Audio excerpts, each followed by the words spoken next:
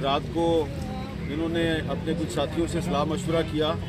इनकी कोशिश थी कि हमारे जिन साथियों का ये फ़र्ज़ है कि वो किसी सहाफ़ी की गिरफ़्तारी के ख़िलाफ़ आवाज़ उठाएं, उनकी तरफ से कोई इनिशिएटिव लिया जाए। लेकिन इसमें कुछ ताख़ीर जब इनको नज़र आई तो इन्होंने ख़ुद ही इसका ऐलान कर दिया और मेरा ख़्याल है कि बड़ा अच्छा इन्होंने इनिशिएटिव लिया और ये वक्त की अहम ज़रूरत थी। और मज़ीद खुशी मुझे ये हुई है कि यहाँ पे हसन अयूब भी मौजूद हैं, समी इब्राहिम साहब भी मौजूद हैं और भी हमारे बहुत से साथी जो हैं वो यहाँ पे मौजूद हैं। और आप सबको देख के मुझे वो 3 साल पहले वाला मुजाहरा याद आ रहा है जब तहरीक इंसाफ की हुकूमत थी और असद तूर को घर में घुस के मारा गया। तो मैं उस वक्त असद तूर को नहीं जानता था, तो मुझे बार बार फ़ोन करके यहाँ पे बुलाया गया और जुमे का दिन था और जब मैं यहाँ पे आया तो थोड़े से लोग थे और वो जो मुजाहरे का अहतमाम था वो 2-3 सहाफ़ी तंजीमों की तरफ से था। लेकिन आज जो है इनिशिएटिव सिर्फ मुनीज़ जहांगीर का है और वो 3 साल वाले पहले मुजाहरे से काफ़ी ज़्यादा लोग यहाँ पे मौजूद हैं। जिंदा है सहाफ़ी, जिंदा है, जिंदा है सहाफ़ी, जिंदा है, जेलों में जाके जिंदा है, कोड़े भी खा के जिंदा है।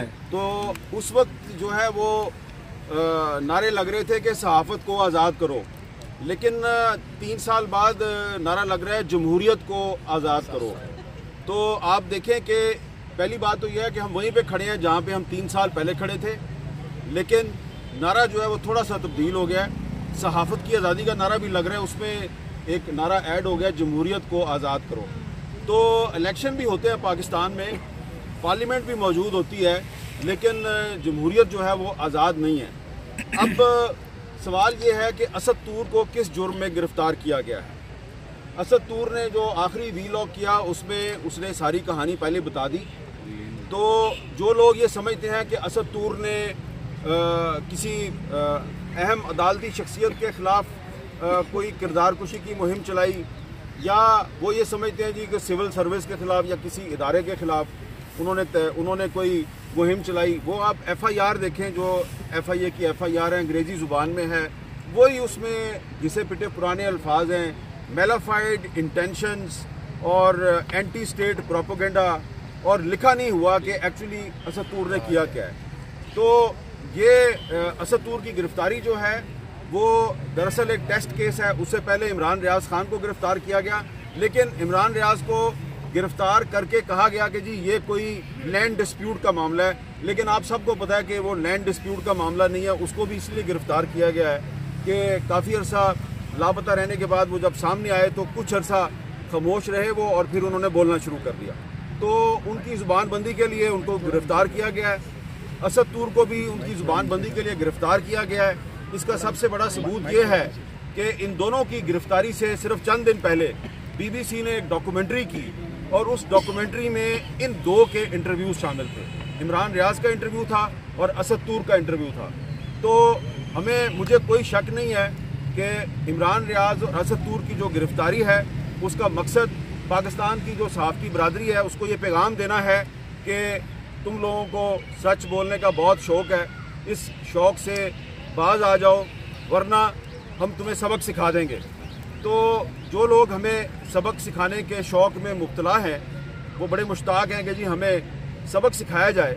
उनको सिर्फ यही गुजारिश है कि अगर आप ये समझते हैं कि असद तूर को हथकड़ियाँ लगा के अदालत में पेश करके उसका 5 दिन का रिमांड लेके हम डर जाएंगे, तो मैं आपको बताना चाहता हूँ कि हम यहाँ पे खड़े हैं। जो इल्ज़ामात आपने असद तूर पे लगाए हैं मैं उन इल्ज़ामात को मैं ऑन करता हूँ। आए जिंदा है सहाफ़ी, जिंदा है, जिंदा है सहाफ़ी, जिंदा है। आए बिस्मिल्लाह करें और आके मुझे भी गिरफ़्तार कर लें। और भी हमारे बहुत से साथी हैं वो गिरफ़्तार होने के लिए तैयार हैं। दरअसल इन लोगों को हमारी तारीख़ का नहीं पता। तारीख़ जो है ना हमारी वो ये है कि जमहूरियत की लड़ाई में सियासी जमातें बाद में आती हैं, सहाफ़ी बरादरी जो है वो पहले लड़ाई शुरू करती है। और इसकी मिसाल मैं आपको दूंगा कि जब 1978 में जनरल ज़ियाउल हक का मार्शल था तो उसके ख़िलाफ़ जो तहरीक है वो जनाब निसार उस्मानी साहब ने और मिनहाज बरना साहब ने शुरू की थी PFUJ के प्लेटफॉर्म से, और MRD ने तहरीक बहाली जमहूरियत उसके 3-4 साल बाद शुरू की थी। اور انہوں نے نثار عثمانی صاحب نے اور مناج برنا صاحب نے گرفتاریاں دینی شروع کی تھی، وہاں سے تحریک شروع ہوئی تھی۔ اس مرتبہ پی ایف یو جے کو گرفتاریاں دینے کی ضرورت ہی پیش نہیں آئی، آپ نے پہلے ہی عمران ریاض کو اور اسد طور کو گرفتار کر لیا ہے۔ تو اب اگر آپ نے ہمارے کہے بغیر ہی ہماری تحریک اپنے طور پہ شروع کر دی ہے تو بھائی آئیے آپ ہمیں بھی گرفتار کیجئے، ہم تیار ہیں، آپ ہمیں گرفتار کریں گے اور اس کے بعد لوگ جو ہیں وہ ہماری رہائی کا مطالبہ کریں نہ کریں، لیکن دنیا جو ہے وہ آپ کو شیم کے نعروں سے نوازے گی۔ اور دوسری بات جو ہے وہ بڑی قابل غور ہے، اور وہ یہ ہے کہ اسد طور کو اس دن گرفتار کیا گیا جس دن پنجاب میں اور سندھ میں جو نیا وزیر اعلیٰ ہے اس نے حلف اٹھانا تھا۔ تو ایک طرف دو بڑے صوبوں میں دو نئے چیف منسٹر حلف اٹھا رہے ہیں، دوسری طرف آپ نے اسد طور کو گرفتار کیا اور آپ نے اٹینشن ڈائیورٹ کی۔ اب قومی اسمبلی کا اجلاس ہونے والا ہے اور نیا پرائم منسٹر اور نئی حکومت جو ہے وہ حلف اٹھانے والی ہے، تو آپ نے صحافیوں کی گرفتاری شروع کر دی ہے۔ تو یہ جو نگران حکومت ہے یہ جاتے جاتے لینڈ مائنز بچھا رہی ہے۔ لینڈ مائنز تو ویسے انوار اللہ کاکڑ صاحب کو بچھانی نہیں آتی، ہمیں پتہ ہے کہ لینڈ مائنز بچھانے کی تربیت کس کے پاس ہے۔ تو وہ لوگ جو ہیں وہ انوار اللہ کاکڑ صاحب کے جو کندھے استعمال کر رہے ہیں، اور مجھے کچھ ساتھی جو ہیں وہ انہوں نے پیچھے سے مجھے دبایا ہے، کندھا بھی دبایا، میری بازو بھی دبائی ہے، تو میں جو ہے وہ اس طرف نہیں جاتا، لیکن ہم میں نہیں مانتے ظلم کے ضابطے، ہم نہیں مانتے ظلم کے ضابطے، زندہ ہے زندہ ہے صحافی، زندہ ہے جیلوں میں جا کر زندہ ہے گوڑے بھی کھا کر زندہ ہے زندہ ہے صحافی، زندہ ہے حامد کی صورت زندہ ہے ارشد کی صورت زندہ ہے عمران کی صورت زندہ ہے زندہ ہے صحافی، زندہ ہے۔ سب سے زیادہ تو میری اونچی آواز ہے، میری رہائی اچھا مجھے ذرا بات مکمل کرنے دیں۔ تو میں نے بات صرف یہ کرنی ہے کہ کوئی میں اپنی زبان کھولوں نہ کھولوں، لیکن آج پاکستان کے خاص طور پر جنہوں نے اس کا انیشیٹو لیا، اور یہ ابھی ہمارے بھائی حسن ایوب بھی بات کر رہے تھے۔ دیکھیں ہم یہاں پر اس لیے نہیں آئے کہ صرف جو اسد طور ہیں وہ ہمارے کولیگ ہیں، ہم یہاں پر آئے ہیں اس لیے کہ آئین پاکستان ہمیں اس بات کی گارنٹی دیتا ہے کہ ہم اپنے خیالات کے ساتھ جئیں۔ آزادی اظہار رائے جو ہے یہ آئین پاکستان نے گارنٹی کی ہے، اور آئین کی خلاف ورزی کی ہم اجازت نہیں دے سکتے۔ اور اسد طور کو پکڑا صرف اس لیے گیا ہے کہ وہ معاشرے کے ان نقائص کا ذکر کر رہا تھا، اس نے وہ ایشو کھڑے کیے جس سے جو ہمارا حکمران طبقہ ہے، جو ہمارا بادشاہ ہے، وہ ننگا ہو گیا۔ وہ جو کچھ کر رہا ہے اپنے اقتدار کو دوام دینے کے لیے وہ سب کے سامنے ظاہر ہو گیا، اور اس نے بڑی ہمت سے، بہادری سے اس نے اس چیز کا مقابلہ کیا۔ اور جو بہت افسوسناک چیز ہے وہ کل ہائی کورٹ بھی گیا، اسلام آباد ہائی کورٹ بھی گیا۔ حکومت اور ریاست تو ہمیشہ جبر کرتی آئی لیکن عدالتیں ریلیف دیتی تھی، لیکن اب کیا ہوا کہ یہ سب لوگ ایک پیج پہ ہیں، عدالتیں ہوں، ایگزیکٹو ہو۔ میں اس کی انکوائری دیکھ رہا تھا، انکوائری کا نمبر وہی ہے جو معزز ججز کے خلاف اگر آپ نے ویلیفیکیشن کیمپین کی ہے تو اس کی تحقیقات، لیکن جو ایف آئی آر درج ہوئی ہے اس میں تو ججز کا ذکر ہی نہیں ہے، اس میں اداروں کا ذکر ہے، ان میں سرکاری آفیسرز کا ذکر ہے۔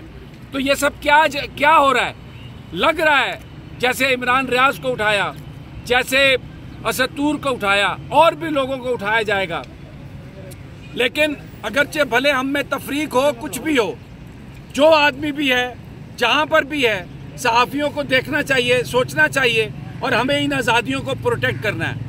یہ بڑا زبردست انیشیٹو ہے حامد میر صاحب کا، منیزہ صاحبہ کا، کہ یہاں پر جو لوگ اتنے شارٹ نوٹس پہ اکٹھے ہوئے، میں ان کو مبارکباد دیتا ہوں، اس لیے کہ اس دور میں وہ لوگ یہاں پر آئے، اور جیسے کہا جاتا ہے نا کہ جس دور میں جینا مشکل ہو اس دور میں جینا لازم ہے، تو ہم جئیں گے اور اپنے حقوق کا تحفظ کریں گے انشاءاللہ۔ زندہ ہے صحافی، زندہ ہے صحافی، جیلوں میں جا کے کوڑے بھی کھا کے، زندہ ہے صحافی، حامد کی صورت، ابراہیم کی صورت، عمران کی صورت، صدیق کی صورت، اسد طور کی صورت، زندہ ہے صحافی۔ ظلم کے یہ ضابطے ہم نہیں مانتے، ظلم کے یہ ضابطے ہم نہیں مانتے، اسد طور کو رہا کرو عمران ریاض کو رہا کرو زندہ ہے صحافی زندہ ہے ظلم کے یہ ضابطے ہم نہیں مانتے